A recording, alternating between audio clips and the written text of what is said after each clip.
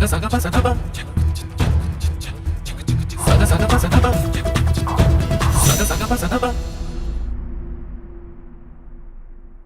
चुनाव के लिए सभी दल सियासी बिसात बिछाने में लगातार जुटे हुए हैं। एक दूसरे पर जुबानी प्रहार भी लगातार कर रहे हैं। यूपी के डिप्टी सीएम केशव प्रसाद मौर्य ने अब अखिलेश यादव पर ऐसा प्रहार किया गया है जिसके बाद अखिलेश अब पलटवार करने से खुद को रोक नहीं पाएंगे।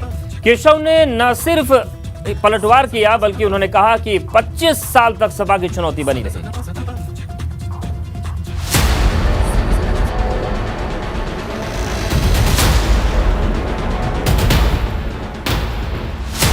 केशव की जीत वाली ललकार, सपा पर भाजपा का बड़ा प्रहार, 24 की लड़ाई से पहले शब्दों की जंग, अखिलेश को केशव का 25 साल वाला चैलेंज। लोकसभा चुनाव तो 2024 में होने हैं, लेकिन उससे पहले सियासी सरगर्मियां बढ़ गई हैं। भाजपा सपा समेत सभी दल रणनीति बनाने में जुटे हैं। ऐसे में सभी दलों के बीच जुबानी जंग भी तेज हो गई है।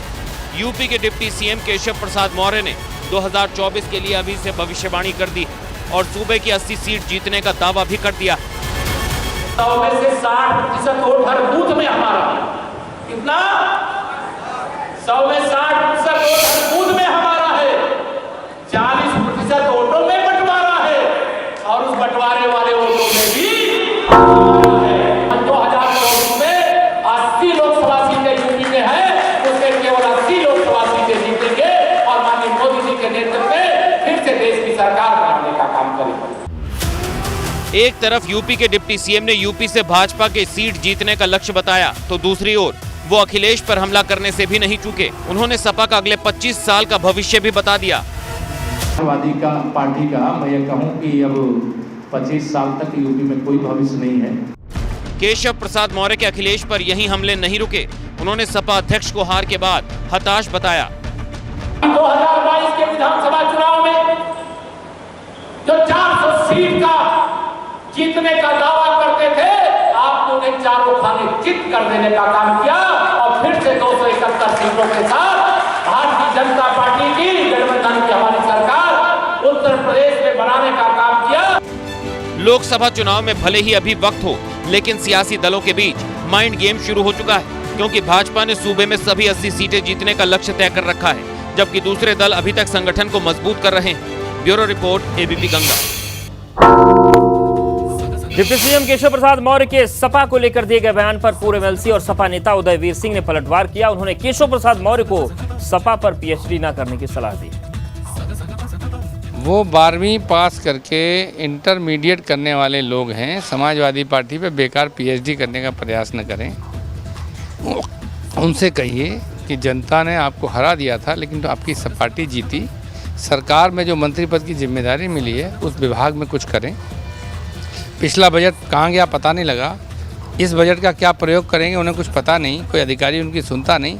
अपना फ्रस्ट्रेशन मिटाने के लिए समाजवादी पार्टी के पास के बारे में उल्टे सीधे बयान देते रहते हैं। इससे ज़्यादा कुछ नहीं है। उनसे कहिए जिस पद पे बैठे हो उस जिम्मेदारी को समझते हुए जनता का काम करिए। समाजवादी पार्टी के कद्दावर नेता और रामपुर सदर सीट से विधायक आजम खान एक बार फिर से सुर्खियों में है।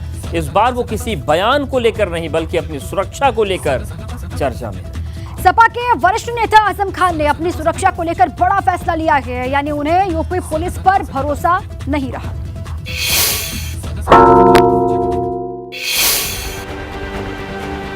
आजम ने पहले लगाई जेड श्रेणी की सुरक्षा गुहार, अब पुलिस की सुरक्षा से किया इनकार। यूपी पुलिस से आजम का क्यों उठा भरोसा? सरकारी गनर से अब आजम की तौबा। रामपुर के सपा विधायक आजम खान ने सरकारी सुरक्षा से तौबा कर ली है। उन्होंने और उनके विधायक बेटे अब्दुल्ला आजम ने अपनी सुरक्षा में लगे पुलिसकर्मियों को लौटा दिया। आजम खान को यूपी सरकार की तरफ से वाई श्रेणी की सुरक्षा मिली हुई है। माननीय विधायक आजम खान साहब के पास 3 गनर थे, उन्हें वाई श्रेणी की सुरक्षा मिली हुई है। तीनों गनर ने आकर पुलिस लाइन में बताया कि 23 तारीख को वे दिल्ली में थे और गंगाराम हॉस्पिटल में मोहम्मद आजम खान साहब की सुरक्षा में लगे हुए थे। उन्हें वहाँ से कहा गया कि तुम लोग वापस रामपुर चले जाओ, हमें तुम्हारी ज़रूरत नहीं है। तो तीनों गनर वापस आ गए हैं।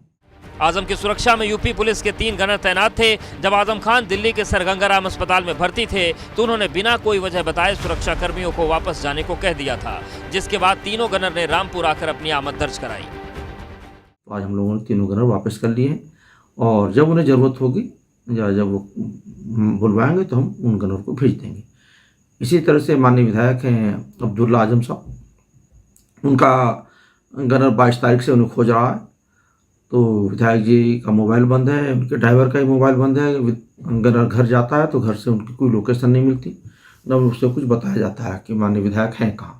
हालांकि पुलिस ने दावा किया है कि जब भी आजम खान और उनके बेटे अब्दुल्ला आजम की तरफ से सुरक्षा मांगी जाएगी तो उन्हें फिर से गनर मुहैया करवा दिए जाएंगे। लेकिन जिस तरह से आजम खान ने यूपी पुलिस को लौटाया है, उसके बाद से सियासी चर्चा ने जोर पकड़ लिया है। एबीपी गंगा के लिए रामपुर से रविशंकर दुबे की रिपोर्ट। आजम खान के अपनी सुरक्षा लौटाने पर भाजपा ने उन पर बड़ा हमला बोला है। उन्होंने दावा किया है कि आजम ने जो बोया वो अब काट रहे हैं। आखिर क्या संदेश देना चाहते थे पुलिस को? अब उसी पुलिस से अब काहे के लिए बौखला के अब कह रहे हैं, अब विश्वास प्रकट कर रहे हैं। जैसा आप करोगे वैसा भरोगे, जो बोओगे वो काटोगे।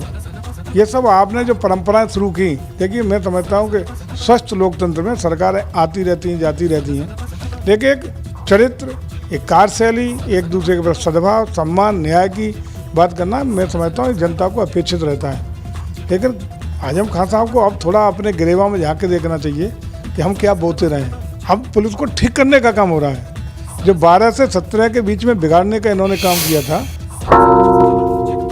लोकसभा चुनाव 2024 से पहले सुभाषपा प्रमुख ओम प्रकाश राजभर ने अपनी पार्टी को मजबूत करने के लिए सावधान यात्रा को हरी झंडी दिखाई।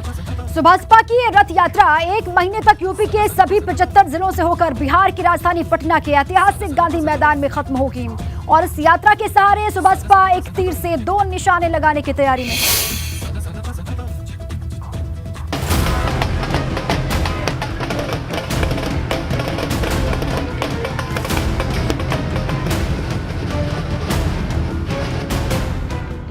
बिहार में होने वाले आगामी चुनाव पर नजर गड़ाए सुभाषपा चीफ ओम प्रकाश राजभर ने बिगुल फूंकते हुए सावधान यात्रा की शुरुआत की। यूपी के अलग अलग जिलों से होते हुए ये यात्रा चलकर 27 अक्टूबर को पटना के गांधी मैदान पर खत्म होगी।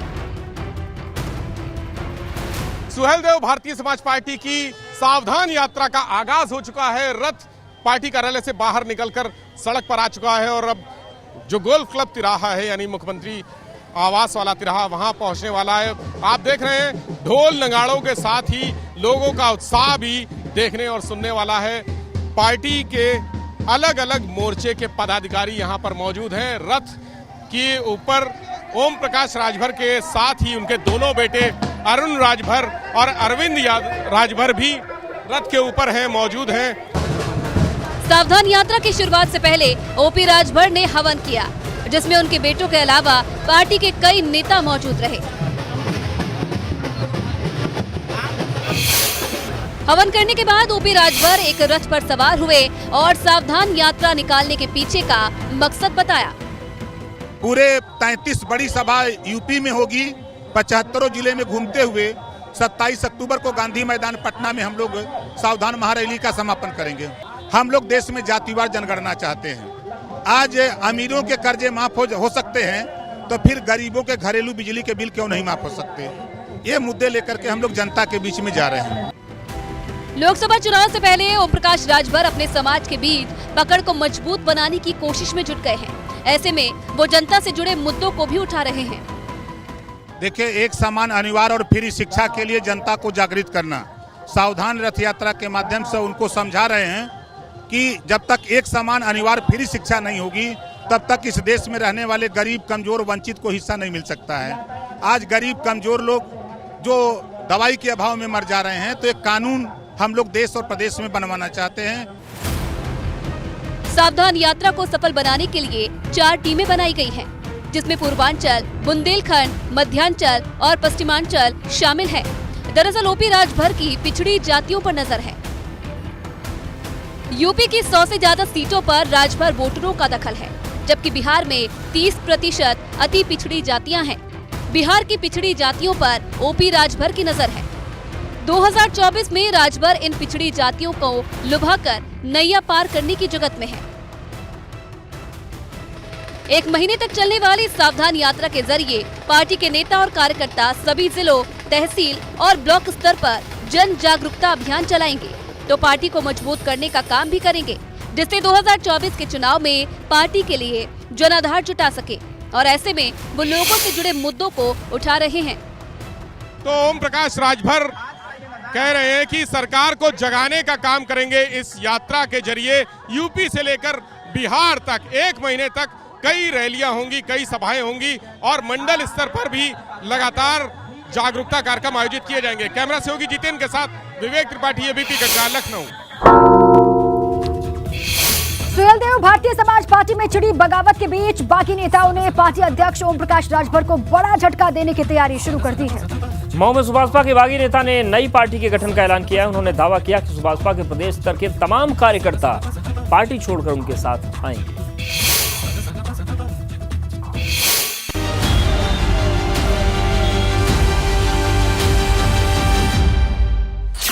अपनों के चक्रव्यूह में फंसे राजभर, सुभाषपा के बागियों का बड़ा उलटफेर, बागी नेताओं के बागी तेवर,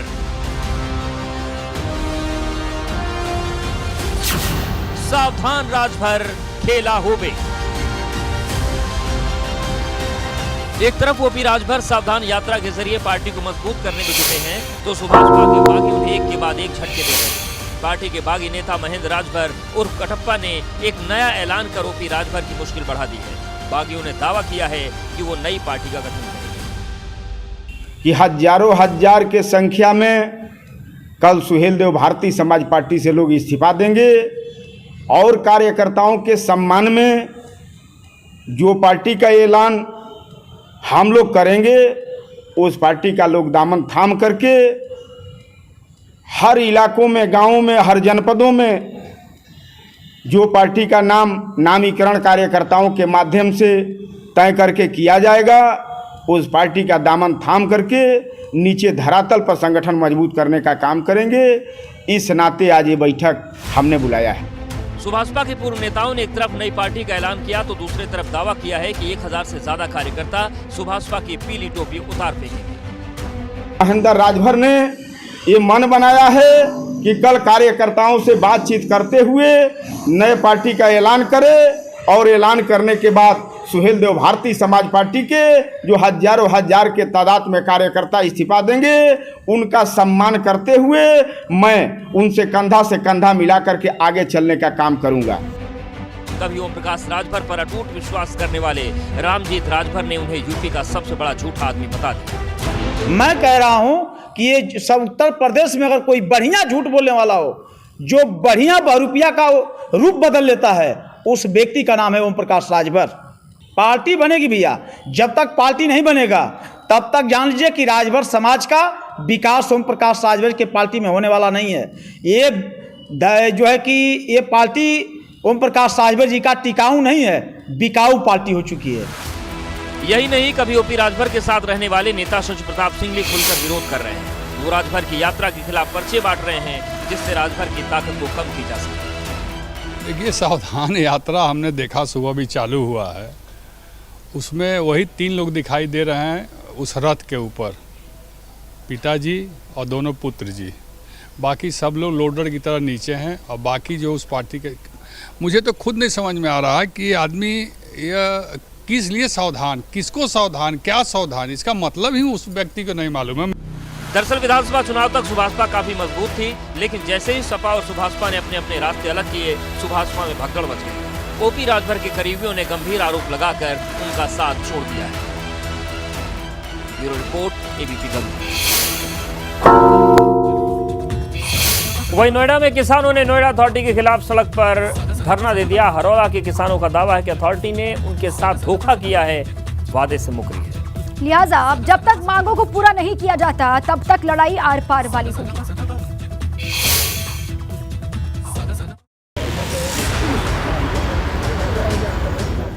नोएडा के हरौला के किसानों ने एक बार फिर नोएडा प्राधिकरण के खिलाफ मोर्चा खोल दिया। सेक्टर 5 में किसान लामबंद होकर प्राधिकरण के खिलाफ धरने पर बैठ गए। किसानों का आरोप है कि नोएडा विकास प्राधिकरण ने समझौते को पूरा नहीं किया। वजह जो पहले थी वो आज भी ज्यों की त्यों है। अधिकारी सिर्फ बरगलाते हैं, बहकाते हैं। जो बात जितनी आगे बढ़ गई थी वो जस की तस है, उससे आगे इन्होंने अभी तक कोई काम नहीं करा है। चाहे तो वो 5% के प्लॉट हो, 5% के एक भी प्लॉट इन्होंने किसी किसान का दिया हो, दलाल के अलावा, दलाल के माध्यम से कोई प्लॉट चला गया होगा, नहीं तो किसी किसान को एक प्लॉट नहीं दिया है। दरअसल किसानों की नाराजगी उस समझौते को लेकर है जो नोएडा प्राधिकरण के साथ 2021 में हुआ था। समझौते के मुताबिक आबादी को 450 मीटर से बढ़ाकर 1000 मीटर देने का प्रस्ताव था। 5% अतिरिक्त प्लॉट या उसके बराबर धनराशि देने का वादा भी पूरा नहीं हुआ। सभी किसानों को 5% के मूल प्लॉट 6 महीने में देने का वादा किया था। किसानों ने नोएडा विकास प्राधिकरण को चेतावनी दी है कि अगर उनकी मांग पूरी नहीं हुई तो बड़ा आंदोलन करेंगे।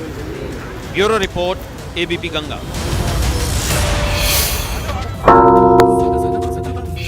और इस बीच एक बड़ी खबर आ रही है, यूपी में प्रशासनिक फेरबदल हुआ है। 2 IAS अफसरों के तबादले हुए हैं। प्रशांत नागर को मऊ के CDO बनाया गया है, वहीं प्रणता ऐश्वर्या इटावा की CDO बनाई गई हैं। बड़ी खबर, यूपी में प्रशासनिक फेरबदल की बड़ी जानकारी है। 2 IAS अफसरों का तबादला किया गया। प्रशांत नागर को लेकर जानकारी है कि मऊ के CDO की जिम्मेदारी इनको मिली है। इसके अलावा प्रणता ऐश्वर्या इटावा की CDO बनाई गई है। बड़ी खबर, ये बड़ी जानकारी, प्रशासनिक फेरबदल उत्तर प्रदेश में हुआ और 2 IAS अफसरों के तबादले किए गए हैं, ट्रांसफर हुए हैं। नाम है प्रशांत नागर, मऊ के CDO बनाए गए हैं। प्रणता ऐश्वर्या इटावा की CDO बनाई गई है।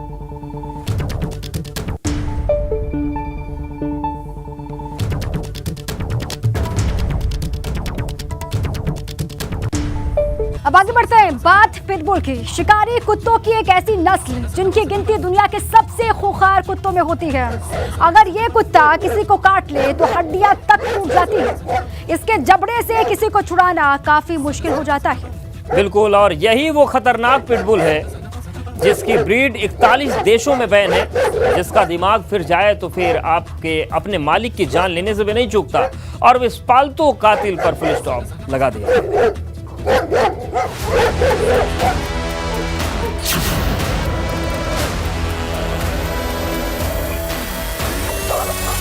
खतरनाक, खौफनाक, आक्रामक, घातक शिकारी, चीते जैसी फुर्ती, भेड़िए सी ताकत, छूटता नहीं शिकार, करता है प्राण घातक प्रहार, टारगेट को भूलता नहीं,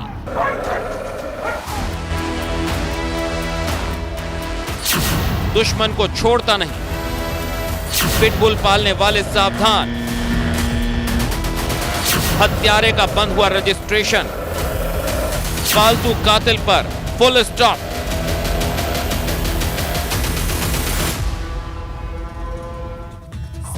उत्तर प्रदेश में कुत्तों के आतंक की खबरें इतनी सामने आ चुकी हैं कि अब लोग अपने पालतू कुत्तों से डरने लगे। और इसी बीच कानपुर से बड़ी खबर यह है कि 2 किस्म के खतरनाक कुत्तों को प्रशासन ने बैन कर दिया। बिल्कुल, अगर इन कुत्तों को पाला गया तो पालने वाले पर 5,000 रुपए तक का जुर्माना लगाया जाएगा और कुत्ते को भी जब्त कर लिया जाएगा।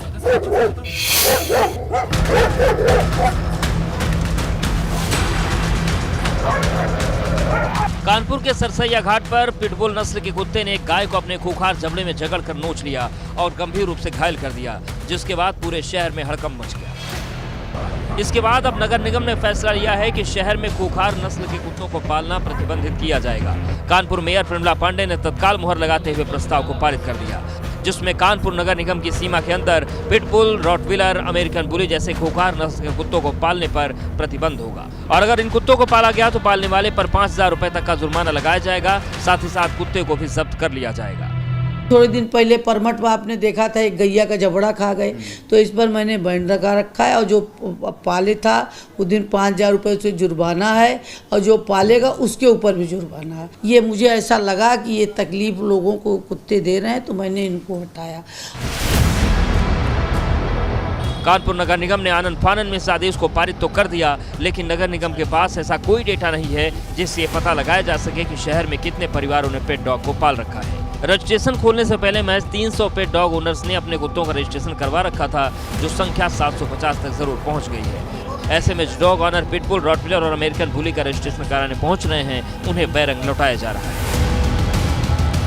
के लिए जब से वो एक लखनऊ का मैटर हुआ है, उसके बाद से ये जो सरसैया घाट वाला हुआ है, तब से हमारे जो डॉक्टर आर.के. निरंजन CBO साहब हैं, इन्होंने ही आदेश कर दिया कि जब तक इस टाइप का मामला चल रहा है, जो उनको सूचना मिली, सूचना प्राप्त के अनुसार उन्होंने ही बैन कर दिया इसे कि हम इन कुत्तों का रजिस्ट्रेशन नहीं कर पाएंगे। तो आपके पास कुछ लोग आ रहे हैं रजिस्ट्रेशन करने? बीच में कुछ लोग आए, वो चले गए, पूछ कर उनको मना कर दिया गया, चले गए।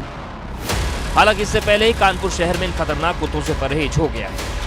इससे हम लोगों का व्यापार करीब 50 से 60% तक डाउन हो गया, क्योंकि नई ब्रीड बिकनी एकदम से बिल्कुल बंद हो गई हैं। इसके साथ ही लखनऊ नगर निगम ने पिटबुल को लेकर एक बड़ा फैसला लिया, जिसमें लखनऊ में पिटबुल को बाहर ले जाने पर नेट मास्क लगाना अनिवार्य कर दिया गया है। ऐसा नहीं करने पर डॉग ओनर पर 5,000 रुपए का जुर्माना लगाया जाएगा। कानपुर नगर निगम की ये तस्वीर है। कानपुर नगर निगम ने ऐसे खूंखार प्रजाति वाले और नस्ल वाले जो डॉग्स हैं उनको बैन कर दिया है। अब उनको घर में लोग नहीं पाल सकेंगे। हालांकि ये भी सच है कि कानपुर नगर निगम की सीमा में या कानपुर में कितने डॉग्स हैं, इसका भी कोई डेटा अभी तक नहीं बन पाया है। कानपुर से कैमरामैन पंकज निगम के साथ रतीश त्रिवेदी, ABP गंगा। कानपुर में शिकारी कुत्तों की प्रजाति पर बैन तो लग गया, घर में पिटबुल और रॉटविलर जैसे कुत्तों पर सीधे सीधे रोक लगा दी गई है। और अब समझिए कि इसकी वजह क्या है, क्यों आखिर इस पिटबुल पर बैन लगा है। ये कुत्ते कितने खतरनाक हो सकते हैं। पिटबुल कुत्ते सामान्य कुत्तों से मजबूत कुत्ते माने जाते हैं, जो बहुत सक्रिय, शक्तिशाली और मजबूत जबड़े वाले होते हैं। ऐसा नहीं है कि ये खतरनाक कुत्ते सिर्फ इंसानों को ही अपने गुस्से का शिकार बनाते हैं। जहां इन्हें अपने वजूद पर सवाल उठते दिखता है, ये वहीं हमला बोल देते हैं। शेर बाघ तक को नहीं छोड़ते। पिटबुल के काटने पर डैमेज ज्यादा होता है, क्योंकि ये कुत्ते ज्यादा ताकतवर होते हैं और इनकी ग्रिप बहुत मजबूत होती है। मजबूत जबड़े की वजह से अपने टारगेट को दबा कर रखते हैं, जो उनके दुश्मन को ज्यादा नुकसान पहुंचाता है। कानपुर के सरसैया घाट की तस्वीर से साफ हो जाता है कि अपने टारगेट पर ऐसे टूट पड़ा मानो उसका जानी दुश्मन हो। इस खतरनाक कुत्ते ने गाय के जबड़े को ऐसे पकड़ रखा है जैसे कोई चीता अपने शिकार को पकड़ता है। साहसी, निडर और लड़ाकू होने की वजह से दुनिया में कई जगह इन्हें डॉग फाइटिंग खेल के लिए उपयोगी माना जाता है। अमेरिका जैसे देश में भी डॉग फाइटिंग पर प्रतिबंध होने के बाद भी ये खेल होता है और इनमें पिटबुल इसकी पहली पसंद होते हैं।